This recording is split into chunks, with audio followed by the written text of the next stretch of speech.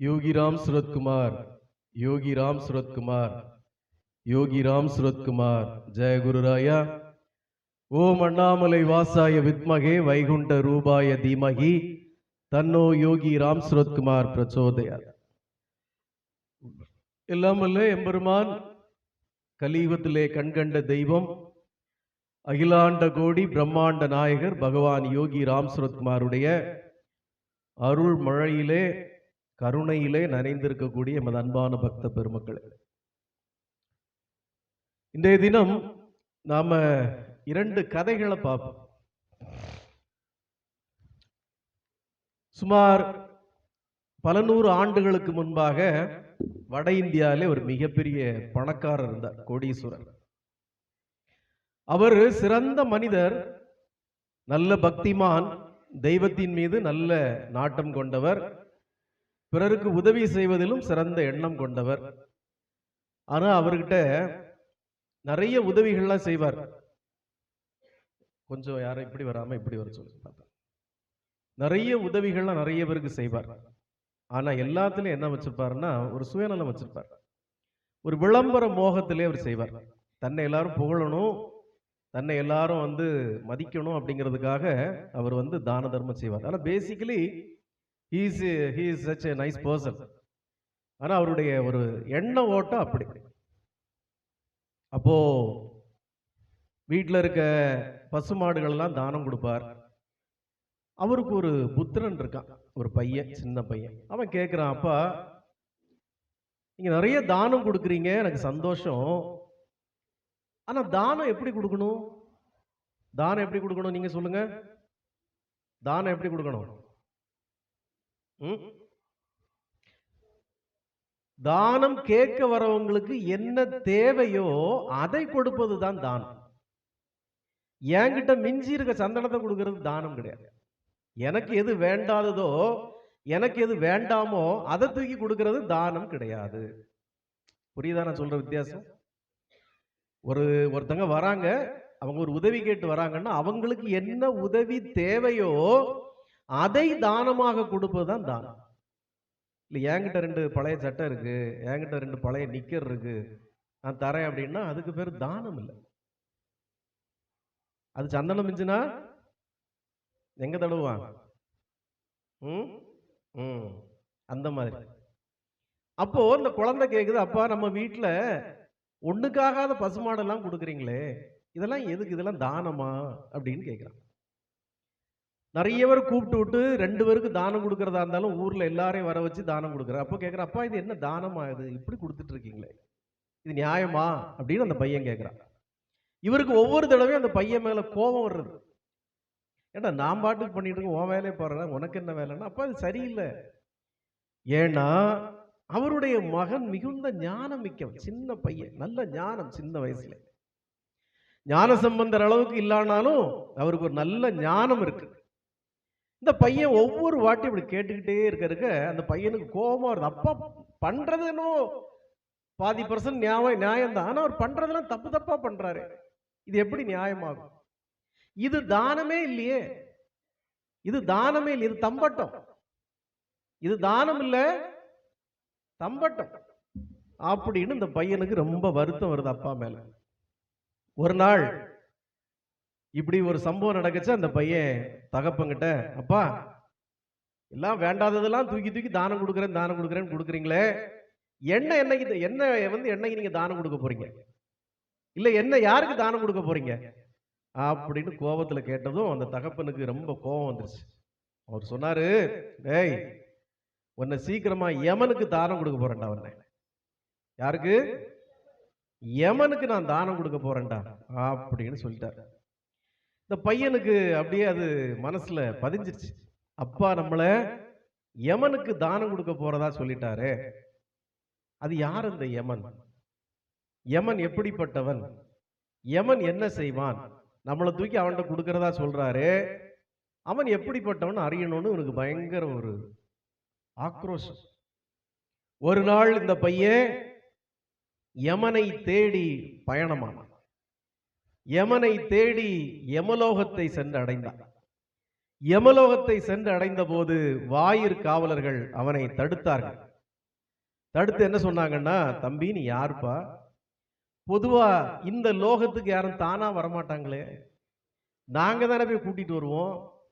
ஆனா முதல் முறையா இங்க ஒருத்தன் தானா வந்திருக்கையே, என்னப்பா விஷயம் அப்படின்னு கேட்டேன். இல்ல யம தர்மராஜாவோட பிளேஸ் தானே அப்படின்னா. ஆமா, எனக்கு அவரை பார்க்கணும். I want to meet him. காவலாளி சொன்ன, எப்ப அவரை பார்க்க முடியும், அவர் ஊர்ல இல்ல, வெளியூர் போயிருக்காரு. என்னால எனக்கு பார்க்கணும், அவரை பார்த்துட்டு தான் நான் போவேன் அப்படின்னு. என்ன விஷயமா வந்திருக்கான்னு அதையும் சொல்லு, எனக்கு அவர்கிட்ட தாங்க பேசணும் அப்படின்ட்டு. இந்த வாயிற்காவலர்கள் எவ்வளவோ அவனை தடுத்தோம், நீ வீட்டுக்கு போப்பா, சின்ன பையனா இருக்க, இப்படிலாம் யமலோகத்துக்கு வரக்கூடாதுப்பா, இங்கெல்லாம் நீங்க வரக்கூடாது, நாங்க தான் போய் கூட்டிட்டு வருவோம், நீங்களா வரக்கூடாதுங்க அப்படின்னு எவ்வளவோ அந்த காவலாளிகள் சொல்லியும் அந்த சிறுவன் நான் யமனை பார்த்து விட்டு தான் செல்வேன்னு அடம் பிடிச்சு அங்கேயே படுத்துட்டான். அந்த காவலாளிகள் சொல்றாங்க, எப்பா யம தர்மராஜா என்னைக்கு வருவாருன்னே தெரியாது, அவரு எங்கேயோ போயிருக்காரு, வேற ஏதோ ஒரு லோகத்துக்கு போயிருக்கிறார், எப்போ வருவார்னு எங்கிட்ட சொல்றது இல்லை, நாங்களும் கேட்கறது இல்லை, அதனால் நீ இப்படி இங்க படுத்திருக்கிறது நியாயம் இல்லை, போன்னு எவ்வளவோ தடுத்தும் அந்த பையன் நான் போக மாட்டேன், அவரை பார்த்துட்டு தான் போவேன் அப்படின்னு படுத்திருக்கிறான். படுத்தது மட்டும் இல்லாம பச்சை தண்ணி கூட குடிக்க மாட்டேன், எனக்கு அவரை பார்த்துட்டு தான் நான் எதுனாலும் சாப்பிடுவேன் அப்படின்னு ஒரு விரதத்தோட இருக்கிறான். இது ஒரு நாள் இல்ல, 2 நாள் இல்ல, 4-5 தினங்கள் இப்படி தண்ணி கூட வாயில படாம அவனுடைய விரதம் யம தர்மராஜாவை பார்த்து விட்டு தான் மறுவேலை அப்படின்னு நீண்டு கொண்டே போகிறது. 5வது நாள் யம தர்மராஜா யமலோகத்தை வந்து அடைந்தார். எதுல வந்திருப்பாரு? புல்லட்லயா? எரும மாட்டுல வந்து அடைந்தார். ஒரு கேக்குற, யாரா இது? யாரா இதுங்க படுத்திருக்குது? பொதுவா இப்படி யாரும் வரமாட்டாங்களே, நாமெல்லாம் போய் புடிச்சுலாம் இழுத்துட்டு வரணும், ஒரு பையன் தானா வந்து படுத்து கிடக்குறான், யாரா இது அப்படின்னா காவலாளியால சொன்னா, ஐயா யாருன்னே எங்களுக்கு தெரியலங்க, ஒரு பையன் வந்து 5 நாளா பிடிவாதமா அவங்கள பார்த்துட்டு தான் போவேன்னு படுத்திருக்கான், சாப்பிடவும் மாட்டேங்கிறான், தண்ணி கொடுத்தா குடிக்கவும் மாட்டேங்கிறான், முழு விரதமா உட்கார்ந்து உங்களை பார்த்துட்டு தான் போவேன் அப்படின்னு சொல்றான். யம தர்மராஜாவுக்கு அதிசயமாக போய்விட்டது. அவருடைய இத்தனை ஆண்டு பணியில இது முதல் முறை இப்படி ஒரு சம்பவம் நடக்கிறது. அதுவும் எல்லோரும், நம்ம எல்லாரும் யம தர்மராஜாவை என்ன சொல்லுவோம்? யம தர்மராஜாவை என்ன சொல்லுவோம்? நம்ம காலை விளங்காத பையன், அவர் கூட்டிட்டு போயிட்டானப்பா, உருப்படாத பையன், நல்லா வாழ வேண்டிய மனுஷனை கூட்டிட்டு போயிட்டான், அப்படிதான் நம்ம எல்லாரும் திட்டுவோம். யம தர்மராஜாவை யாராவது புகழ்வாங்களா? இப்ப கேரளால புதுசா ஒரு சாமியார்லாம் கிளம்பியிருக்காங்க, எத்தனை பேர் பாத்தீங்க? சண்டாள பாபா அவருக்கு பேரு. என்ன பாபா? சண்டாள பாபா. அவரு இந்த யம தர்மராஜா இந்த மாதிரி நிறைய சாமிகளை, துஷ்ட தெய்வங்களை, கருப்பு ட்ரெஸ், சிரட்டையில செயின், சிரட்டையில கம்மல் எல்லாம் போட்டு ஒரு சின்ன பையன் ஸ்மார்ட்டா இறங்கியிருக்கான். அது பயங்கர மீம்ஸ் எல்லாம் ஓடிட்டு இருக்க. பாபு சாமி, பாபு சாமின்னு ஒரு சாமியை வச்சு மீம்ஸ் எல்லாம் போட்டு சண்டாள பாபான்னு. அதே போல யம தர்மராஜாவை நம்ம யாருமே விரும்ப மாட்டோம். நீங்க இந்த பாயிண்ட் நல்லா மனசுல வச்சுக்கணும். யம தர்மராஜாவை நாம் யாரும் விரும்புவதில்லை. ஏன் விரும்புறதில்லை? உயிரை எடுத்துட்டு போயிடுறாரு. அவர் உயிரை எடுத்துட்டு போயிடுறதுனால நமக்கு யம தர்மராஜாவை பிடிக்காது. ஆனா இந்த முதல் முறையாக ஒரு பையன் என்ன சந்திக்கணும்னு வந்து இவ்வளவு ஆவலா உட்கார்ந்துருக்கானே, அதுவும் 5 நாட்களாக எதையும் உண்ணாமல் இவ்வளவு ஆர்வமா வந்து உட்கார்ந்துருக்கானே அப்படிங்கிறதுல இவருக்கு பெரிய ஆச்சரியம். இந்த குழந்தைகளை வேணா இங்க வாங்கம்மா, நிதிஷ்கா, என்ன நிதிஷ்கா, கௌஷிகா யாரெல்லாம் இருந்து இங்க வாங்க, இங்க படியில வந்து உட்காருங்க, உங்களுக்கு கேட்காது. நீ வாமா, ஞானசம்பந்தனுக்கு அக்கா வா, இருந்து உட்காரு. அப்போ யமனுக்கு இப்படி ஒரு ஆச்சரியம் வந்த உடனே அந்த பையனை எழுப்பி கூட்டிட்டு போய், தம்பி நீ யாருப்பா, நீ யாரு, உனக்கு என்ன வேணும் என்கிட்ட அப்படின்ன உடனே, எங்க அப்பா இப்படி யம தர்மராஜாக்கு என்ன தானம் கொடுத்துருவேன்னு சொன்னாரு, நீங்க யாரு, உங்களுடைய பணி என்ன, நீங்க என்ன செய்யறீங்க அப்படின்னா அவர் சொல்றாரு, நான் வந்து பூலோகத்தில் வாழ்ந்து கொண்டிருப்பவர்களை நான் இங்கு அழைத்து கொண்டு வருபவன், மரணிக்க செய்து மரணத்தை அழித்து இங்க அழைத்து கொண்டு வருபவன் அப்படின்னு சொல்றாரு. அவன் கேட்கிறான், எங்க அப்பா எனக்கு தானம் கொடுக்குறேன்னு, உங்களுக்கு தானம் கொடுக்குறேன்னு சொன்னாங்களே, எனக்கு இங்க என்ன நடக்குதுன்னு சொல்லுங்க, ஏன்னா நான் இங்க தானே வரணும், இனி உங்களுடைய பணி என்ன, உங்க லோகத்தினுடைய பணி என்ன, எங்களுடைய செயல் திட்டங்களை என்ன சொல்லுங்க அப்படின்றான். யம தர்மராஜா சொல்றாரு, அதெல்லாம் சொல்றதுக்கு இல்லப்பா, யமனுடைய பணி என்ன அப்படிங்கறத சொல்றதுக்கு இல்ல, ஆனா முதல் முறையாக உன்னை போல ஒரு சிறுவனை நான் சந்தித்ததில் பெருமை கொள்கிறேன், சந்தோஷப்படுகிறேன். உனக்கு வரங்கள் தர ஆசைப்படுகிறேன் அப்படின்னாரு. நோ, வரல, எனக்கு ஒண்ணும் வேண்டாம். உனக்கு பொன்னும் பொருளும் பணமும் நகையும் சொத்துக்களும் காரியங்களும் நான் தருகிறேன், போய் சந்தோஷமா வாழு போ. உனக்கு இன்னும் யமலோகத்துக்கு வருவதற்கான நாள் வரவில்லை. யூ கோ, நான் எல்லாம் உனக்கு தரேன், பணம், பேர், புகழ், அந்தஸ்து எல்லாம் தரேன், போ. அந்த பையன் சொன்னா, அதெல்லாம் ஒண்ணும் வேணாங்க, ஏற்கனவே அப்படிப்பட்ட வீட்டில் தான் இருக்கிறேன். சரி, நீ இளைஞனானது உனக்கு நிறைய அழகான பெண்கள், மாட மாளிகைகள், இன்பங்கள் அனுபவிக்கிறதுக்கான எல்லா வசதிகளும் தருகிறேன், போ. அவன் சொன்னா, என்னங்க நீங்க, ஏங்க நான் முட்டாளா நீ முட்டாளா? ஏங்க ஒரு யமதர்மராஜாவை நான் குருவாக ஏற்றுக்கொண்டு உங்களிடம் வந்து சில சந்தேகங்களை கேட்கும் போது ஒரு குருநாதர் எனக்கு என்ன அருள வேண்டும் என்பதை தெரியாமல் உனக்கு அதை தரேன் இதை தரேன் நீ போன்னு சொல்றீங்களே, நீங்க எப்படி ஒரு குருநாதராக இருக்க முடியும் அப்படின்னு அவன் கேட்டான். இல்லப்பா, நீ முதல் முறையாக என்னை நினைத்து 5 தினங்கள் விரதம் இருந்து என்னையே பார்க்க வேண்டும் என்று ஒற்றை காலில் நின்று அடம் பிடிச்சிருக்க. உனக்கு நான் ஏதாவது தந்தை ஆக வேண்டும். ஆகவே உனக்கு இதெல்லாம் வேண்டான்னா ஒரு 3 வரங்களாவது தருகிறேன், வாங்கிக்கொள்ள. இந்த பையன், ஓ உங்க தொல்லை தாங்க முடியலையா, சரி கொடுத்து அந்த 3 வரத்தையாவது கொடுத்து அப்படின்னு.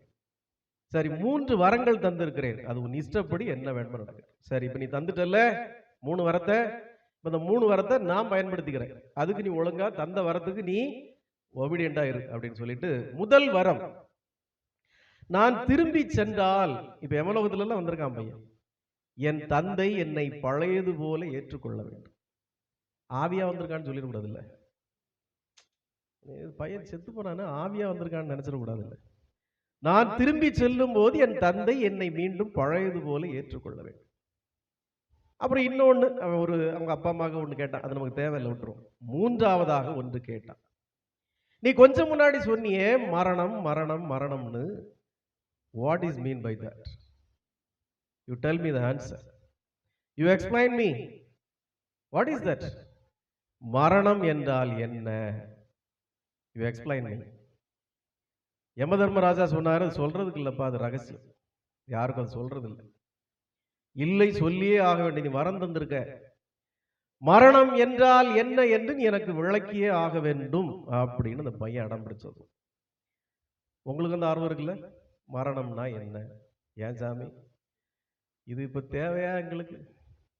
மரணம்னா என்னன்னு இப்ப எங்களுக்கு கிளிய கிளப்பி விடுறீங்களே, எங்களுக்கு இப்ப இது தேவையான சப்ஜெக்டா இது? மரணம் மரணம்ங்கிறது நாங்களே பயந்து போய் கிடக்கிறோம், கொலை நடுங்கி போய் கிடக்கிறோம். நீங்க வேற மரணம் மரணம்னு அதுக்கு எக்ஸ்பிளனேஷன் வேற சொல்லிங்களா? ரொம்ப முக்கியம் இப்போ, அப்படி நினைக்கிறீங்கல்ல? பாவம், எல்லாரும் முகம் அப்படி இப்படி போயிட்டு. ஆனால் நீங்கள் கட்டாயமாக தெரிந்து கொள்ள வேண்டிய, அறிந்து கொள்ள வேண்டிய, புரிந்து கொள்ள வேண்டிய ஒரு நிகழ்வு மரணம். நம்முடைய எல்லோருடைய வாழ்க்கையிலும் வரக்கூடிய ஒரு கட்டாய நிகழ்வு. ஒரு உயிர் எப்ப பிறக்குது சொல்லு? எப்ப உருவாகுது? எப்ப பிறக்குது? குழந்தை பிறக்கச்சுல தானே? நம்முடைய வேதம் சொல்கிறது, ஒரு எக்ல அந்த ஒரு ஸ்பாம் போய் அதை அப்படி உள்ள தொலைக்குது இல்ல, அந்த வால், அவுட்டர் வாலை தொலைச்சு உள்ள போயிட்டுல, அந்த கணமே ஒரு உயிர் அங்கே உருவாகிவிட்டது. அந்த செகண்ட், அது லட்சக்கணக்கான ஸ்பாம் வருது, அதுல ஒரு அந்த எக்ல அது உள்ள போயிட்டு ஒண்ணுதான் உள்ள போகும், பாக்கி லட்சமும் வீணாதான் போகும். அது எப்போ உள்ள போய் ஒண்ணுக்குள்ள புகுந்துட்டோ அந்த கணமே ஒரு உயிர் உருவாகிவிட்டது. அதற்கு பிறகு அந்த உயிர் வளர்வதும் இல்லை, ஒன்றும் இல்லை, உடம்பு தான் வளர்ந்துகிட்டே இருக்கும். அதுக்கப்புறம் என்ன வளரும்? அது சின்ன தவளை குஞ்சு மாதிரி, அப்புறம் கொஞ்சம் எலி குஞ்சு மாதிரி, அப்புறம் சின்ன குஞ்சு மாதிரி, அப்புறம் ஒரு பெருச்சாளி குஞ்சு மாதிரி, கடைசியில் இப்படி ஒரு மனித குஞ்சு மாதிரி ஒன்று உருவாகி கேப்பிக்கான்னு உள்ள கிடக்கும். இந்த உடம்பு தான் வளர்கிறதே ஒழிய உயிர் அங்க ஒன்று வந்தாச்சு. இந்த உயிர் எப்போது உள்ளே வந்ததோ, அந்த பெண்களுக்கான அந்த எக்குக்குள்ள, அந்த முட்டைக்குள்ள எப்போ இந்த ஸ்பாம் போச்சுதோ, அந்த கணமே உன்னுடைய மரணமும் உன்னை உன்னுடைய உடல் வளர்வது போல உன்னுடைய மரணமும் உன்னை நெருங்கி கொண்டே தான் இருக்கிறது. அந்த கணம் முதல், அந்த வினாடி முதல் உன்னுடைய மரணமும் உன்னை துரத்தி கொண்டே தான் இருக்கிறது. மரணம் என்பது வெறுக்கப்பட வேண்டிய ஒன்றா? மரணம் என்பது தவிர்க்கப்பட வேண்டிய ஒன்றா? மரணம் என்பது பயப்பட வேண்டிய ஒன்றா என்றால் இல்லவே இல்லை. மரணம் என்பது கொண்டாடப்பட வேண்டிய ஒன்று. என்னங்க சொல்றீங்க நீங்க? மரணங்கிறது கொண்டாடப்பட வேண்டியதா? அது எப்படிங்க? How it is possible? நாங்கெல்லாம் இங்க கையில பிடிச்சிட்டு இருக்கோங்க. கடவுளே, பைக்ல போனாலே பயமா இருக்கு, கார்ல போனா அதை விட பயமா இருக்கு, பிளைட்ல போனா அதை விட பயமா இருக்கு. பிளைட் 2 குலுக்குனால ஐயோ கீழே போட்டுருவானோன்னு பயமா இருக்கு. இதுக்காகவே நாங்க ஒரு இடம் போறதில்லை, ஃபாரினும் போறதில்லை, ஒன்றும் போறதில்லை. என்னங்க நீங்க சொல்றீங்க மரணம் கொண்டாடப்பட வேண்டியதா? அன்பான பக்தர்களே, உங்களுடைய கவனம் முழுக்க அங்க இருக்கணும். அனாட்டமி படிச்ச டாக்டர்ஸுக்கு தெரியும், இந்த உடல் அமைப்பு இறைவன் எப்படி படைத்திருக்கிறான் தெரியுமா? இந்த உடலை இறைவன் எப்படி படைச்சிருக்கான் தெரியுமா? நீ அத அனாட்டமிய நல்ல நுணுக்கமா படிச்சா பிரமிச்சு போயிருவ. ஏ அப்பா, எவ்வளவு விஷயம்! நாம ஏற்கனவே ரொம்ப நாளைக்கு முன்னாடி ஒரு சத்சங்கத்தில் நம்ம சொன்னோம், அகிலாண்ட கோடி பிரம்மாண்ட நாயகர்னு நம்ம பகவானை எதுக்காக சொல்றோம்? பகவான் எதுக்காக சொல்றோம்? பகவான் யாருன்னா, பகவான் யாரு அப்படின்னா, இங்க ஒரு பூமின்னு ஒண்ணு இருக்கு. அந்த பூமியில 110% நிலப்பரப்பு இருக்கு, பாக்கி 90% தண்ணீர் இருக்கு. அந்த 10% நிலப்பரப்புல ஏதோ ஒரு மூலையில ஒரு புழுவை விட சின்னதா, இந்த கன்னியாகுமரி மாவட்டத்தில் நம்ம அது ஜரக்கல் விலையில இங்க உட்கார்ந்து இருக்கோம் நம்ம இங்க. ஆனா அந்த உலகம் எவ்வளவு பெரியது! ரஷ்யா, இங்கிலாந்து, அமெரிக்கா, எவ்வளவு பெரிய உலகம்! இந்த உலகத்துல ஒரு மூலையில் நாம இருக்கிறோம். இங்க இருந்து கடைசி கிரகம் எது? புளூட்டோ. இந்த புளூட்டோ கிரகத்துக்கு நாம போகணும்னாலே 90 ஆண்டுகள் ஆகுமா?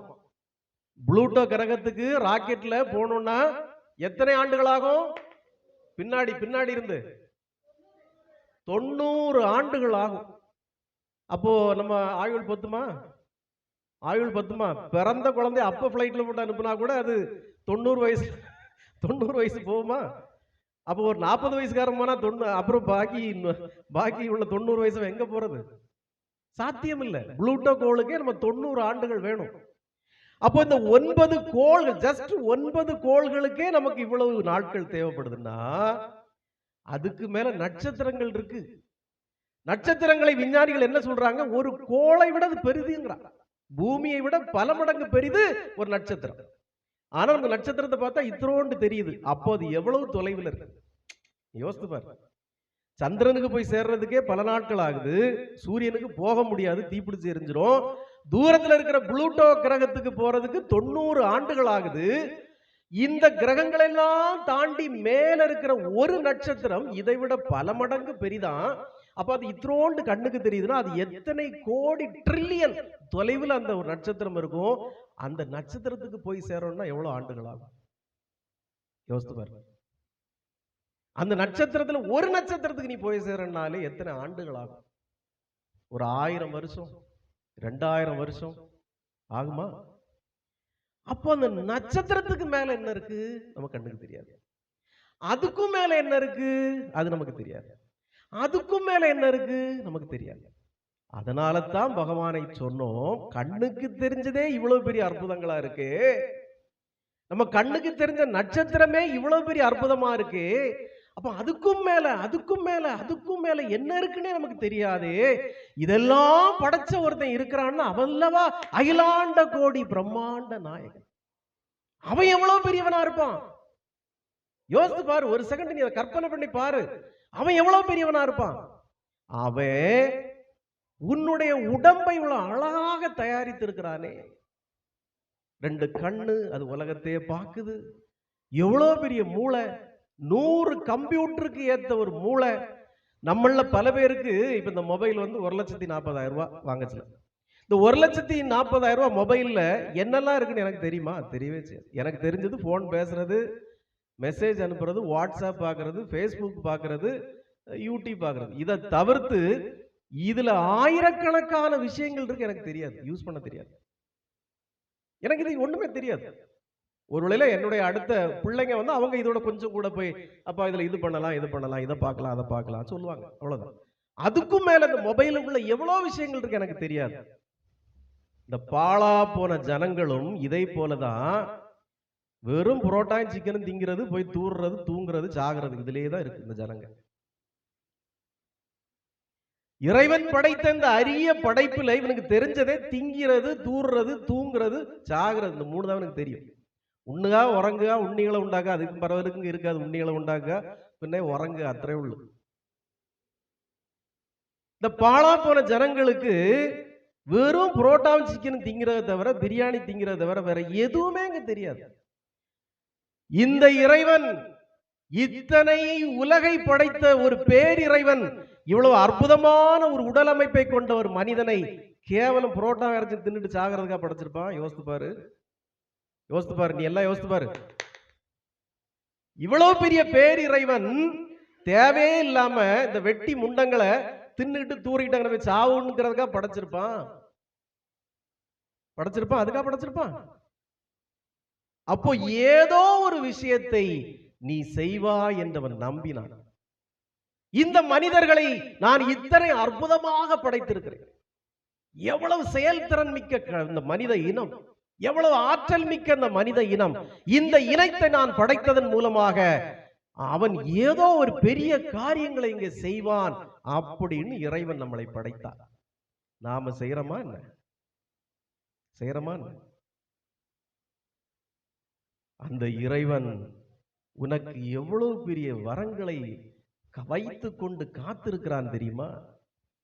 மரணம் என்பதை நீ தொடர்ந்து சொல்லிக் கொண்டு வந்தால், மரணம் மரணம் மரணம் சொன்னா அது சரணம் சரணம் சரணம்னு மாறிடும்.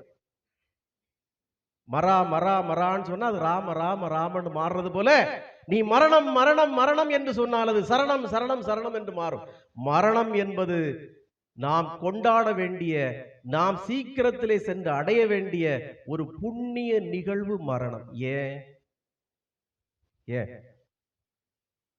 உன்னுடைய இந்த வாழ்க்கையிலே இறைவன் உன்னை எதை நினைத்து படைத்தானோ, எதற்காக உன்னை படைத்தானோ, அந்த சங்கல்பத்தை நீ தொட்டு விட்டால் அவன் என்ன பண்றானா, உன்னை இங்கிருந்து எலிவேட் பண்றானா, ப்ரமோட் பண்றான் இறைவன். இந்த மரணம் என்பது ப்ரமோஷன், எலிவேஷன், என்ஹான்ஸ்மெண்ட், என்ரிச்மெண்ட். மரணம் என்பது முடிவல்ல, தொடக்கம்.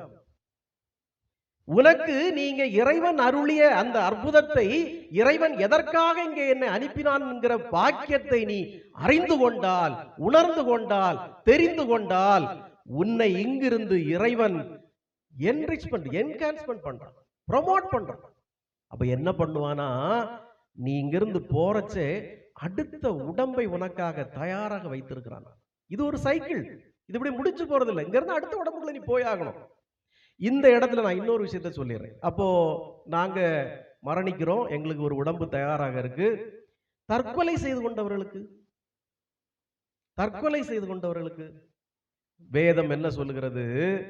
தற்கொலை செய்து கொண்டவர்களுக்கு அந்த வாழ்க்கை முடிவடையாமல் இவர்களாக தன்னிச்சையாக முடிவெடுத்து போனதால் அவர்களுக்கு உடனடியாக ஒரு உடல் கிடைக்காது.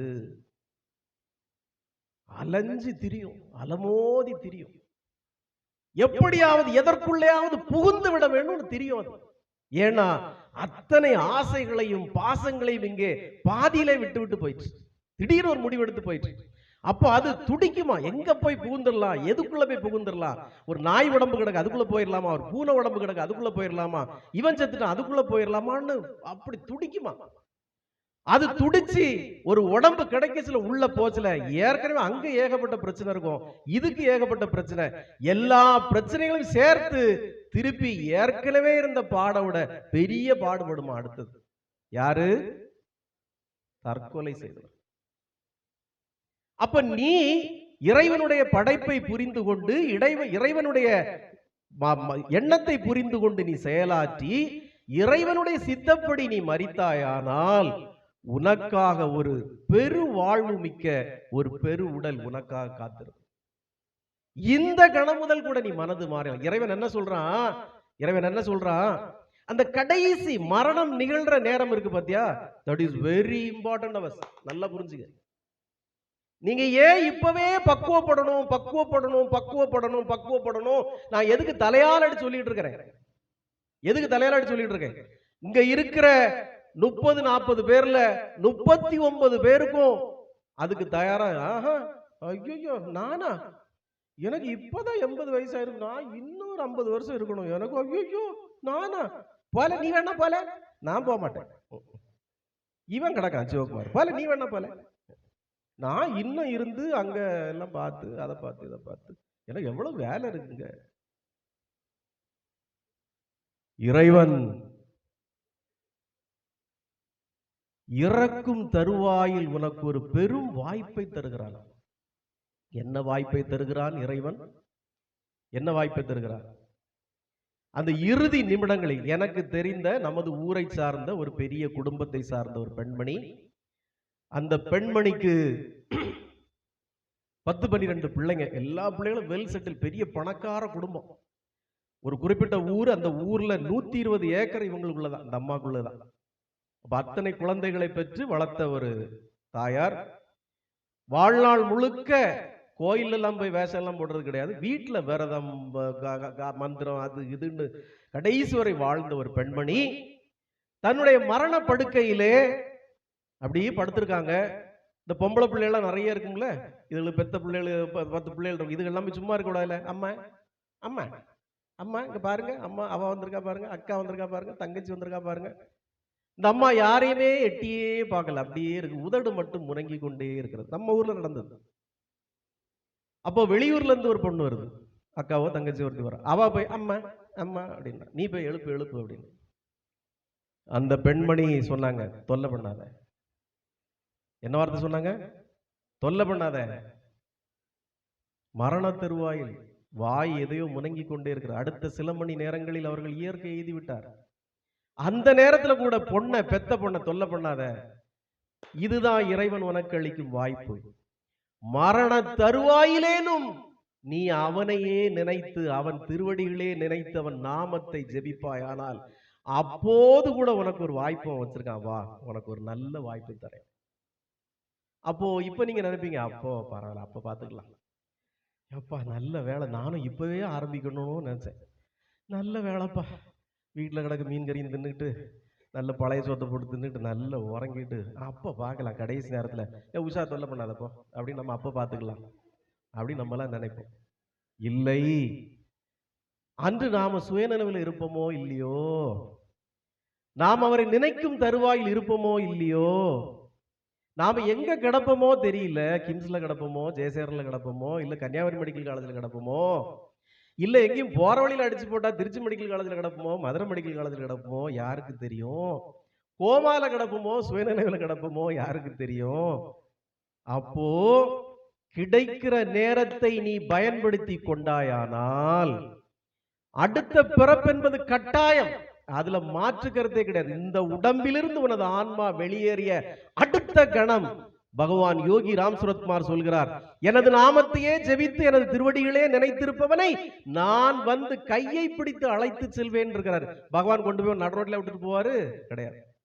மீண்டும் உன்னை ஒரு புண்ணிய ஆத்மாவாக, புனித ஆத்மாவாக, ஒருவேளை நீங்க ஆசைப்படுற மாதிரி ஒரு பணக்கார குடும்பத்துல ஒரு அழகான தோல் உள்ள ஒரு ஆளா, ஒரு வெள்ளை கலர் உள்ள ஒரு பிள்ளையா, அப்படி பார்த்தா 10 பயலுக்கு விசில் அடிக்கிற மாதிரி ஒரு பிள்ளையா, நல்ல ஒரு பாடகியா, நல்ல ஒரு டான்சரா, அப்படி படைச்சிடலாம் அவங்கள. ஒரு BMW மெர்சிடிஸ்ல போற ஆளா படைச்சிடலாம். அப்படி ஒரு உடம்ப தரலாம், வாய்ப்பு இருக்கு. இறைவன் இத்தகைய வாய்ப்பை நமக்கு அருளி இருக்கிறார். அன்பானவர்களே, மரணம் என்பது நமக்கு மீண்டும் ஒரு சுழற்சி முறையில் வரக்கூடிய ஒரு பாக்கியம். இந்த பிறப்பில் கிடந்து நரங்குகிறேனே, இந்த பிறப்பில் கிடந்து அசிங்கமாக, அருவருப்பாக, பாடாக பட்டு கொண்டிருக்கிறேனே, இறைவா எம்பெருமானே, எங்க குருஜி சொல்றது உண்மைதானா? உண்மையோ பொய்யோ, ஆனாலும் உன்னுடைய நாமத்தை நான் விடாமல் பிடித்துக் கொள்கிறேன் பகவானே. நீ எனக்கு நல்ல உடம்பை தருவாயோ, இல்ல நாய் உடம்பை தருவாயோ, இல்ல பேய் உடம்பை தருவாயோ எனக்கு தெரியாது. ஆனாலும் எங்கள் குருஜி சொல்வதை கேட்டு இந்த கணம் முதல் நான் உனது நாமத்தை விடாமல் ஜெபிக்கிறேன். நீங்க ஜெபிக்க ஆரம்பித்தால் நிச்சயமாக உண்டுன்னு நான் சொல்லல. 100 உபனிஷதங்கள் இருக்கு. அதுல 10 உபனிஷதங்கள் ரொம்ப ஃபேமஸ். அதுல ஆதிசங்கரர் ஒரு உபனிஷத்தை ஓதிக்கிட்டே இருந்தார். அந்த ஒரு உபனிஷதம் முழுக்க மரணத்தை பற்றியே பேசுகிறது. அந்த மரணத்தில் இந்த தகவல் சொல்லப்பட்டிருக்கிறது. நீ உச்சரிக்கக்கூடிய ஒவ்வொரு நாமமும், ஆனா அந்த நாமத்தை நீ எப்படி உச்சரிக்கணும் அப்படிங்கிறதுக்கு ஒரு கதை நான் இப்ப சொல்லிடுறேன். ஏன்னா நான் எப்பவுமே சொல்றேன், நாமத்தை உச்சரிக்கணும், நாமத்தை உச்சரிக்கணும், இறை சேவை செய்யணும், இறை சேவை செய்யணும் சொல்லிட்டே தானே இருக்கிறோம். ஆனா எத்தனை பேர் நாமத்தை கரெக்டா உச்சரிக்கிறோம்? நான் எல்லாரும் சொல்றேன், நான் நாமம் சொல்றேங்க, என்ன நாமம் சொல்றேன், என்ன நாமம் சொல்றேன், என்ன நாமம் சொல்றேன். உண்மையான இறை பக்தி, பகவான் மீது பரிசுத்தமான பக்தி உங்களுக்கு இருக்கு, பகவானுடைய பரிபூர்ண பார்வை உங்கள் மீது இருக்கு அப்படின்னா பகவான் ஒவ்வொரு நிகழ்வுகளையும் உங்கள் கூடவே இருந்து உணர்த்துவார். இப்ப நான் ஒரு எக்ஸாம்பிளுக்கு சொல்றேன், உஷாவுக்கு சம்பந்தப்பட்ட ஒரு மேட்டர். இது ரொம்ப நாளா என் மனசுக்குள்ள ஒரு காயம். என்ன காயம்னா, முன்னாடி இங்க வரக்கூடிய பழைய பக்தர்களுக்கு தெரியும், அவ கூட ஒரு குழந்தை வரும். ஒரு நாள் அந்த குழந்தை ரொம்ப சேட்டை பண்ணுச்சு அப்படின்னு சொல்லி ஒரு நாள் நான் சும்மா விட்டு சொன்னேன், இனி இந்த பிள்ளைய கூட்டிட்டு வராதம்மா, இந்த பிள்ளைங்க கூட்டிட்டு வராத அப்படின்னு. அந்த பிள்ளைய சும்மா, அதாவது ஐயோ நம்ம சத்தம் போட்டா அவங்க வரவிட மாட்டாங்க போல இருக்குன்னு பயப்படட்டும்னு நான் சொன்னேன். ஆனா உஷா அதுக்கப்புறம் கூட்டிட்டு வர்றது இல்லை. ஆனா அவன் என்ன சொல்லுவா, அது இங்க வர்றதோட எங்க வீட்டுல அவன் நல்ல நாமம் சொல்றா சாமி அப்படி சொல்லிடுவா. ஆனா ஏன் மனசு, எனக்கு அதுக்கு மேல அவட்ட ஒண்ணு சொல்ல முடியாது, அவ்வளவுதான். நம்ம சொல்லியாச்சு, விட்டுட்டா. அதுக்கப்புறம் ஏன்னு கேட்டேன், அதுக்கப்புறம் அவன் சொல்லல. என் மனசுக்குள்ள ரொம்ப நாளாவது ஒரு காயம். பகவானை பாரு, அதுக்கு உடனே ஒரு மருந்து தடவுவார். அதுதான் பகவான் யோகி ராம் சரத்குமார். ஒரு நாள் ஒரு பெண்மணி என்கிட்ட ஒரு கதை சொல்றாங்க. குருஜி, சாமி கிட்ட என் பொண்ணு இத்தரோன்னு இருப்பா, சின்ன பொண்ணு, துட்டு துட்டு துட்டு துட்டுன்னு இருக்க மாட்டா. அங்க நான் கூட்டிட்டு போறேன் சன்னேத்தர் வீட்டுக்கு. அங்க போனா எல்லாரும் உங்களுக்கு தெரியும், எல்லாரும் அமைதியா, பெண்கள்லாம் ஒரு வரிசையில, ஆண்கள்லாம் ஒரு வரிசையில இருந்து நாம சொல்லிக்கிட்டே இருப்பாங்க. இந்த பொண்ணு அங்க கூட்டிட்டு போனா இருக்காது, அங்க ஓடும் இங்க ஓடும், அவர் வச்சிருக்க அதை தூக்கி தள்ளி போடும், இதை தூக்கி தள்ளி போடும், சத்தம் போடும். ஆனா நாமமும் சொல்லும், நாமமும் சொல்லும். பகவான் ஒரு நாள் திடீர்னு என்ன கூப்பிட்டு, இந்த குழந்தைய நீங்க கூட்டிட்டு வராத, இந்த குழந்தைய நீங்க கூட்டிட்டு வராதன்னு சொல்லிட்டார். என்கிட்ட நீங்க என்ன வேணாலும் சொல்லலாம், சாமிகிட்ட சொல்ல முடியுமா? ஏன் சாமி சொன்னீங்க, எப்படி இப்படி சொன்னீங்க கேட்க முடியுமா அவர்கிட்ட? இந்த குழந்தைய நீங்க கூட்டிட்டு வராதன்னு சாமி சொல்லிட்டாரு. இவங்களுக்கு பயங்கர சங்கடம். ஆனா சாமி மேல சங்கடப்பட முடியுமா? நீங்க நம்புனா நம்புங்க, உஷாவ மாதிரியே அந்த பக்தையும் பல கல்யாண நிகழ்வுகள், முக்கியமான நிகழ்ச்சிகளுக்கு திருவண்ணாமலைக்கு போறச்ச கூட இந்த குழந்தைய ஏற்ற விட்டுட்டு போயிடுவாங்க. ஏன்னா சாமி சொல்லிட்டாரு, சாமியே சொல்லிட்டாரு, இனி எப்படி கூட்டிட்டு போறது? ஒத்தை ஒரு புள்ள, அருமையான புள்ள, இதனால சாமி சொல்லிட்டாரு, எப்படி கூட்டிட்டு போறது? யார்கிட்டயா விட்டுட்டு போவாங்களா? ஒரு நாள் இதை பொறுக்க முடியாம சாமி கிட்ட போய், ஒரு அம்மா, சாமி அந்த அவங்க குழந்தைய இப்ப கூட்டிகிட்டே வரதில்லை, நீங்க கவனிச்சிங்களா? ஆமா, ஏன் கூட்டிட்டு வரல? நீங்க தானே சாமி சொன்னீங்க கூட்டிட்டு வரலன்னு. சாமி அதை எப்படி சமாளிக்கிறாருன்னா, நான் ஏன் சொன்னேன், இது எப்ப நடக்குன்னா அடுத்த 5 ஆண்டுகள் கழிச்சு, அந்த பிள்ளை கொஞ்சம் பெருசா ஆயிடுச்சு, அதனால சாமி சொன்ன காரணத்துக்காக அந்த பிள்ளை கூட்டிட்டே வரல. சாமி நான் ஏன் சொன்னேன், அந்த பிள்ளை இப்படி ஓடுறது சாடுறது பார்த்தா அதுக்கு திருஷ்டி விழும், எல்லாரும் கண்ணும் அதுக்கு மேல படும், அதனால இந்த இடத்துக்கு கூட்டிட்டு வராத நான் சொன்னேன். அது அவன் புரிஞ்சுக்கலன்னா நான் என்ன பண்றதுன்னு சாமி. இந்த விளக்கத்தை சாமி எனக்கு உணர்த்துறாரு. அப்போ ஓஹோ ரைட், அப்போ பகவான் இப்படித்தான் நமக்கு உணர்த்துவார். அப்ப இந்த நாமம் சொல்வது, நாமம் சொல்வதுங்கிறது எப்படி இருக்கணும் அப்படின்னா, நீங்க எல்லாரும் நாமம் சொல்றீங்க, இங்க இருக்கிற பல பேர் இறை சேவையை பல ஆண்டுகளா செய்யறீங்க, எல்லாரும் இறை தொண்டை சிறப்பாக செய்யறீங்க. உங்களுக்காக நான் வேதத்திலிருந்து ஒரு கதையை சொல்கிறேன். உங்களுடைய இறை தொண்டும் உங்களுடைய இறை சேவையும் எந்த கண்டிஷன்ல இருக்குங்கிறத இறைவன் சொல்றார். அதாவது நாமதேவர்னு ஒருத்தர், அவருக்கு பேரே நாமதேவர். அப்போ அவர் என்ன பண்ணுவாரா இருக்கும், நாமத்தை விடாம ஜெபிப்பாரா இருக்கும். தண்ணி பாட்டில் விடுமா, நாமத்தை விடாமல் ஜெபிப்பவரா இருக்கும். அவருக்கு பேரே நாமதேவர். அவருக்கு ஒரு வாட்டி கோரக்கும்பர் அப்படிங்கிற ஒரு வீட்டுல வச்சு ஒரு சத்சங்கம் நடக்குது. இந்த பேர்லாம் முக்கியம். சுப்புலட்சுமி குயிஸ் கேட்பாங்க அடுத்த வாரம், போன வாரம் உள்ள இதுல இப்ப கேட்பாங்க. முதல்ல என்ன பேர் சொன்னேன், நாமதேவர். இப்ப யாருக்கு வீட்டுல வச்சு சத்சங்கம் நடக்கு, கோரக்கும்பர் வீட்டில் வச்சு சத்சங்கம் நடக்கும். இந்த சத்சங்கம் நான் சொல்றது யாகம், வேள்வி, தியானம் எல்லாம் நடக்கும். பழைய காலத்தில் அதான் நடக்கும். அங்க யாரெல்லாம் கலந்துக்கிறாருன்னா, நிவிர்த்தி தேவர், ஞான தேவர், சோபான தேவர், முக்தாபாய் அப்படின்னு இவ்வளவு கலந்துக்கிறாங்க. யாருக்கு வீட்டுல நடக்குது? கோரக்கும்பர். கோரக்கும்பர் வீட்டுல வச்சு ஒரு மிகப்பெரிய சத்சங்கம் நடக்கிறது. அதுல நாம தேவர் கலந்துக்கிறாரு, நிவிர்த்தி தேவர் கலந்துக்கிறாரு, ஞான தேவர் கலந்துக்கிறாரு, சோபான தேவர் கலந்துக்கிறாரு, முக்தாபாய் கலந்துக்கிறாங்க. இந்த முக்தாபாய்ங்கிறது ஒரு பெண்மணி, ஒரு குழந்தை. குழந்தைன்னா இப்போ நம்ம ஞான முத்து சுப்புலட்சுமிக்கு பொண்ணுக்கு அளவுக்கு இருக்கும். இந்த சைஸ்ல இருக்காது, இந்த அளவுக்கு இருக்கும்.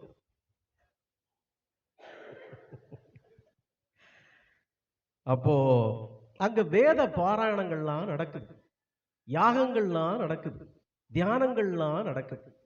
அப்போ அங்க வந்து ஒரு பானம் ரெடி பண்ணுவோம். அந்த பானம் ரெடி ஆயிடுச்சா இல்லையான்னு பாக்குறதுக்கு அந்த பானையை தட்டி பார்ப்பாங்க, கொதிக்க தட்டி பார்ப்பாங்க சரியாயிடுச்சா.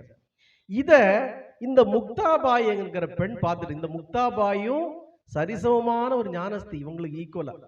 எப்படி நாமதேவர் ஞானதேவர்லாம் பெரிய ஞானிகளோ, அதே போல பெண் குழந்தையில இந்த குழந்தை பெரிய ஞானம் உள்ளது. அதனால்தான் அவங்களை சரிசமமா உட்கார வச்சிருக்காங்க. இந்த பானையை தட்டி தட்டி பார்த்ததை பார்த்துட்டு இந்த முக்தாபாய் என்ன பண்ணுது, ஒரு சின்ன கம்பு எடுத்து இந்த ஞானதேவர், நாமதேவர், நிவிர்த்தி தேவர்னு எல்லாரும் வரிசையா இருக்காங்க இல்லையா, ஒவ்வொருத்தருக்கு மண்டையில போய் டங்குன்னு ஒரு அடி அடிச்சுக்கிட்டு சொல்லுது, இந்த பானை வெந்துருச்சு அப்படின்னு சொல்லுச்சு. நிவர்த்தி தேவர்களை அடிச்சுக்கிட்டு இந்த பானை வெந்துருச்சு. அடுத்தது ஞான தேவர்கிட்ட போச்சுது, டங்குன்னு மண்டையில ஒரு அடி நச்சுன்னு, இந்த பானையை வெந்துருச்சு.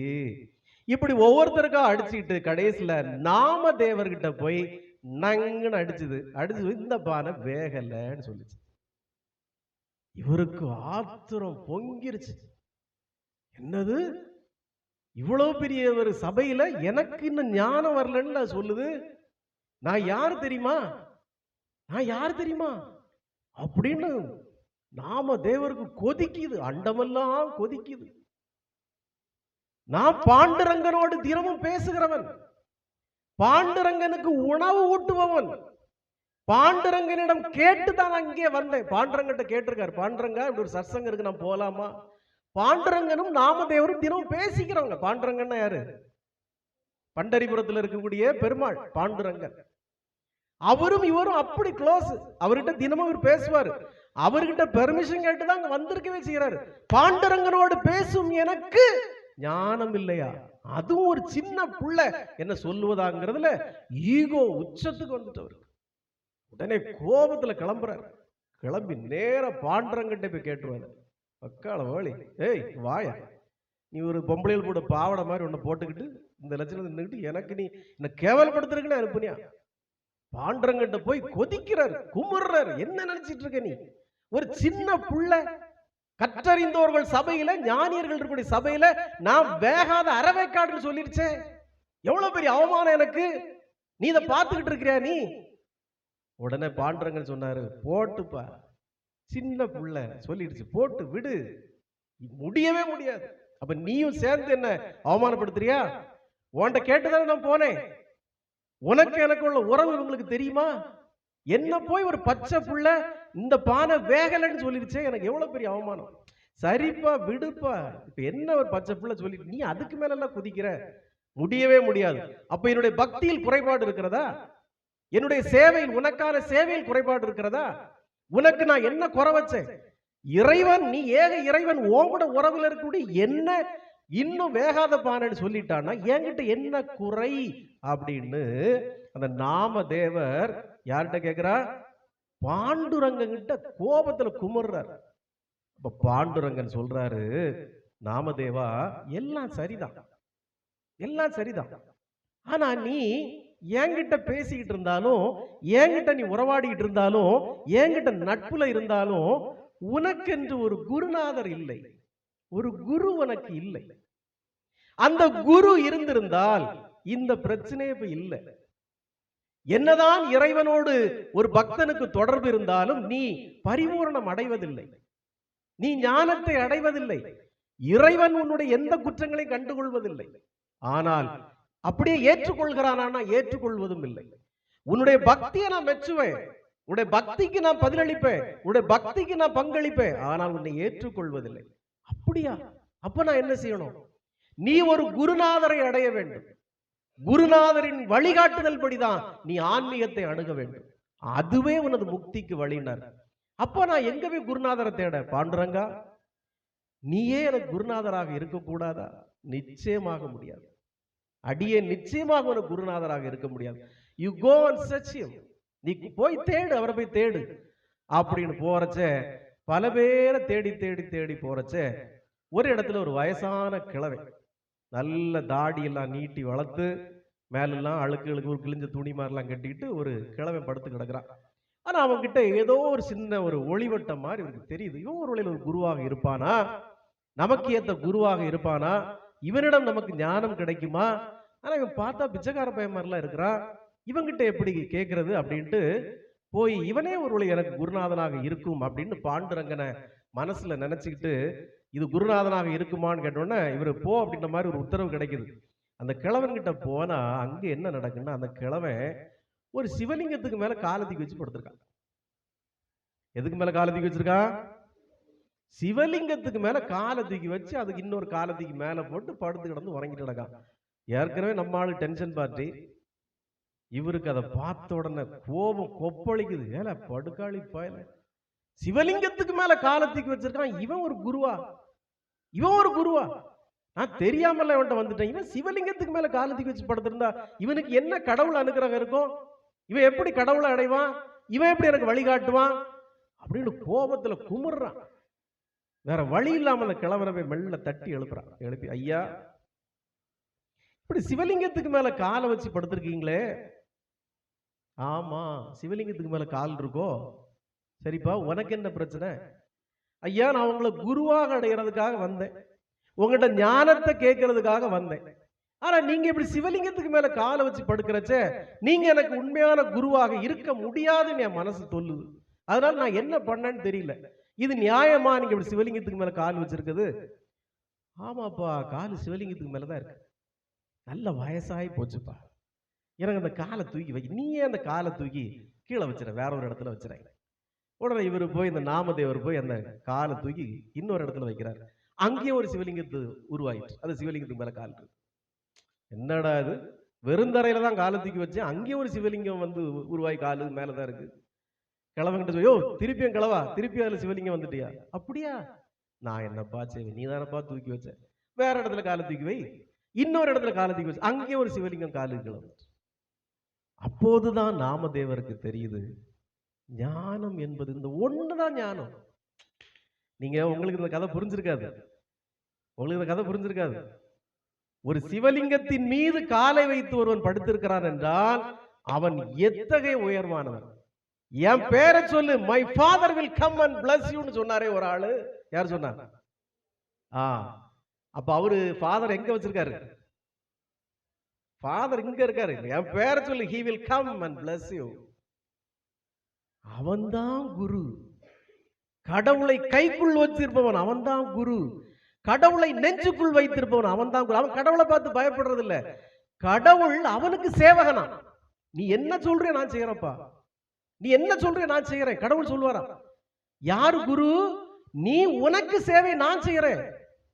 ஏன்னா அவன் கடவுளை அப்படி தியானித்தவன். இப்ப நீ சொல்லு, அவன் கால் வைக்கிற இடத்துல எல்லாம் சிவலிங்கம் வந்து அவனுடைய காலை தாங்குகிறதே, அவன் கால் வைக்கிற இடத்துல எல்லாம் சிவலிங்கம் வந்து அவன் காலை தாங்குகிறதே, அப்ப இவன் எவ்வளவு பெரிய ஞானியாக இருப்பான். இவன் பேச மாட்டான், இவன் நமக்கு எந்த உபதேசம் பண்ண மாட்டான். ஆனா அவனிடமிருந்து நான் கற்றுக்கொள்ள வேண்டியது பல நூறு கோடி இருக்கிறது என்பதை நாமதேவர் அப்போதுதான் உணர்ந்தார். நமக்கு இருப்பது அகந்தை, ஆணவம். நான் யார் தெரியுமாங்கிற அகந்தை. இந்த சுயநலமும் அகந்தையும் ஆணவமும் இருக்கும் வரை பாண்டுரங்கனுடைய ஒரு அருளும் நமக்கு கிடைக்காது என்பதை நாமதேவர் உணர்ந்து கொண்டார். பாண்டுரங்கிட்ட ஓடி போனார். பாண்டுரங்கா, எனக்கு இவ்வளவு பெரிய சோதனையா? எப்படி உணர்த்திட்ட? ஒரு கணத்துல ஞானம்னா என்னன்னு உணர்த்திட்டியே, குருன்னா என்னன்னு உணர்த்திட்டியே. அப்போ பாண்டுரங்கன் சொன்னாரா, எப்பா இவ்வளவு நாள் நீ என்கிட்ட நட்பாதான் இருந்த, இவ்வளவு நாள் என்கிட்ட நீ நண்பனாதான் பழகுன, ஆனா இப்ப தெரியுதா ஒரு குருவினோட உபதேசம் அப்படின்னு சொல்லிட்டு போயிட்டு நாளைக்கு வா அப்படின்ட்டார். இந்த நாமதேவர் போய் வீட்டுல உட்கார்ந்து நிறைய பாடல்களை எழுதுறார். பகவான் மீது பல பாடல்களை எழுதுகிறார். இந்த பாடல்களை எழுதுறப்போ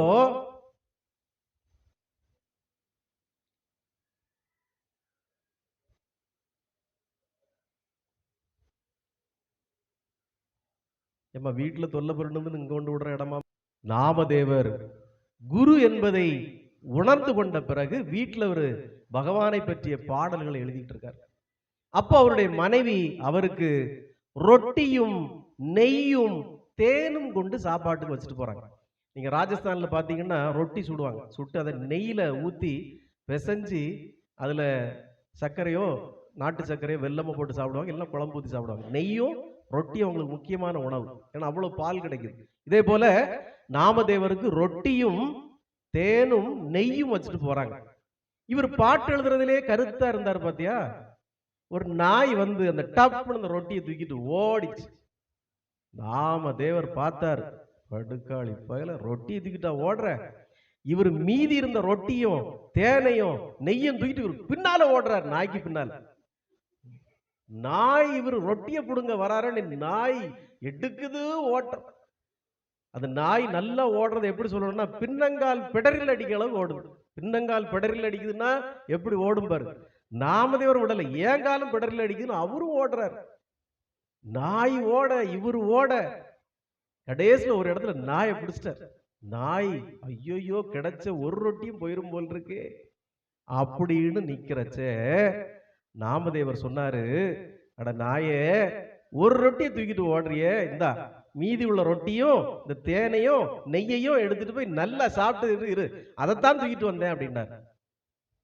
அந்த நாய் உடனே பாண்டுரங்கனாக மாறி அவர் முன்னாடி வந்தது.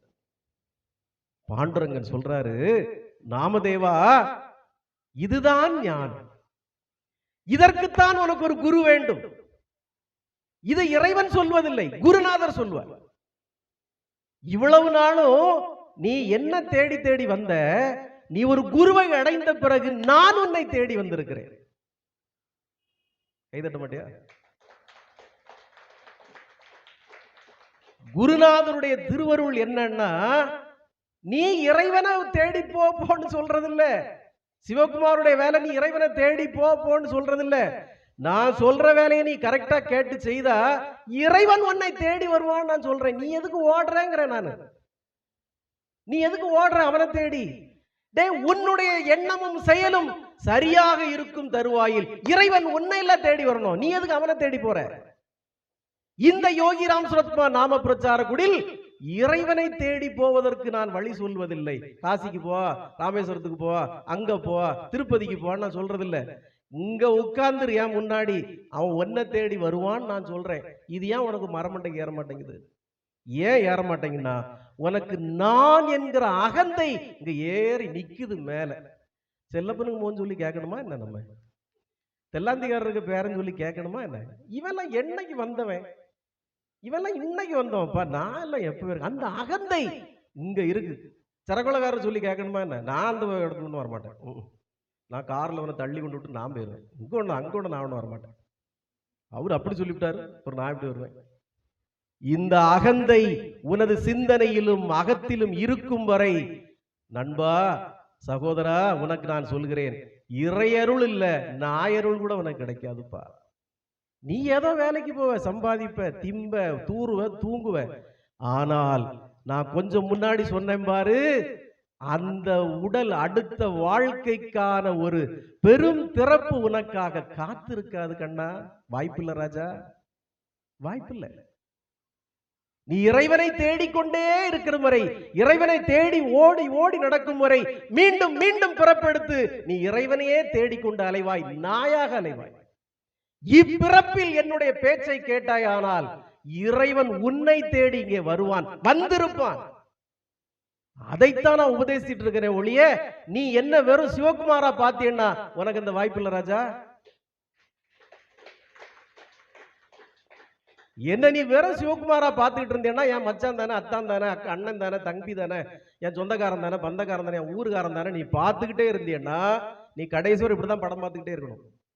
கடைசி ஒரு தியேட்டரை விட்டு வெளியே அனுப்பி விட்டுருவாங்க. போயிட்டு வாப்பா, தந்த பைசா முடிஞ்சு போச்சு, வெளியே போன்றுவாங்க. ஒரு குருவாக எண்ணி என்னுடைய உபதேசங்களை நீ கேட்பாயானால் எப்படி பகவான் யோகி ராம் சுரத்குமார் என்னை இந்த இடத்தில் அமர வைத்திருக்கிறாரோ அதை போல உன்னையும் ஒரு உயர்வான இடத்தில் உட்கார வைத்திருப்பார். ஆனா அது அவ்வளவு எளிதில்லை ராஜா.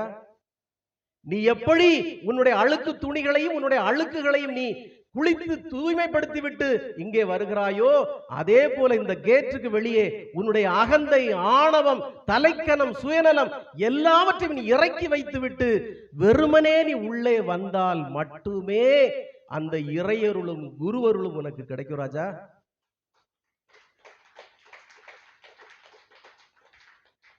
அடியேனை பின்பற்றுவீர்கள் ஆனால் மரணம் உங்களுக்கு ஒரு வரம். மரணம் உங்களுக்கு ஒரு வரம்.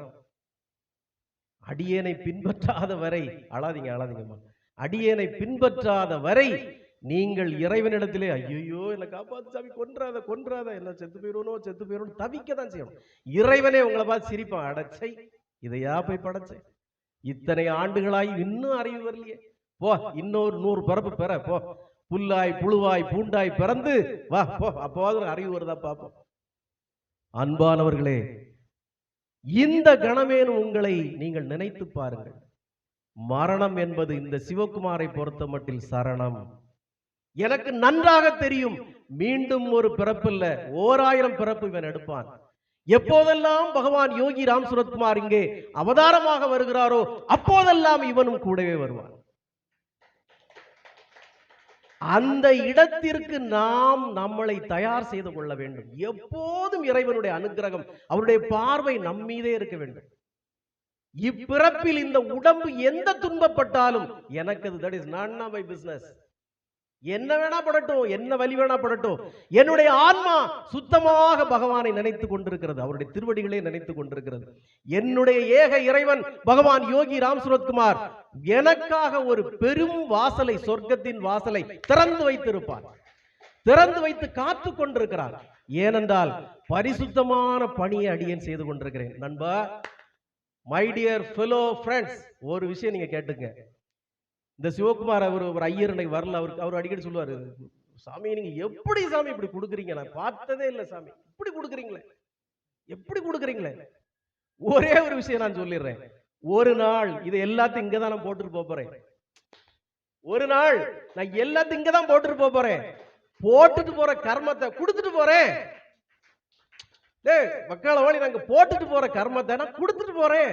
என்ன வந்துட்டு போ, இங்க எவனுக்கோ போட்டுட்டு போறேன். எங்க தாத்தா மகளிர் கோடி கோடியா போட்டுட்டு போனாரு. இப்ப எவனவனும் வச்சுக்கிட்டு இருக்கான்.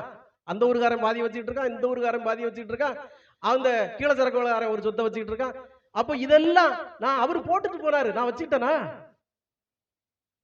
நான் என்னைக்கோ ஒரு நாள் இங்க தூர போட்டுட்டு போறத எல்லோருக்கும் கொடுத்துட்டு போறேனா? அதைத்தானே என்னுடைய ஏக இறைவன் விரும்புவான், அதைத்தானே அவன் விரும்புவான். நான் இங்க எப்பா எப்பா இன்னும் தாப்பா இன்னும் தாப்பா இன்னும் தாப்பா, இன்னொரு 5 ஏக்கர் தான், இன்னொரு 10 ஏக்கர் தான் சொல்லி கடைசி காலத்துல எல்லாத்தையும் போட்டுட்டு ஐயோ ஐயோ ஐயோ எல்லாத்தையும் போட்டுட்டு போறேனே, எல்லாத்தையும் போட்டுட்டு போறேன்னு போனா அவன் மிதிச்சு திருப்பி அங்க தள்ளிடும். போ நாய், அங்க போய் போ, அங்க போய் கேடா போ.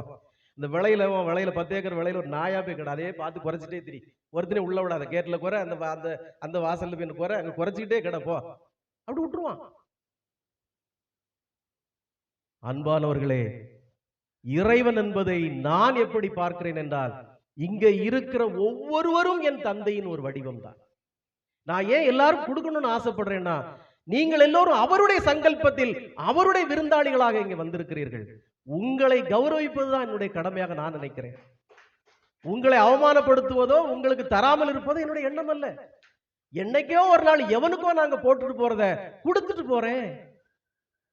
அப்போ இப்படி நீங்கள் செய்யும் போது மரணம் என்பது ஒரு சரணம், மரணம் என்பது ஒரு இன்பம், மரணம் என்பது ஒரு மறுவாழ்க்கை, மரணம் என்பது ஒரு என்ஹான்ஸ்மெண்ட், மரணம் என்பது ஒரு ப்ரமோஷன்.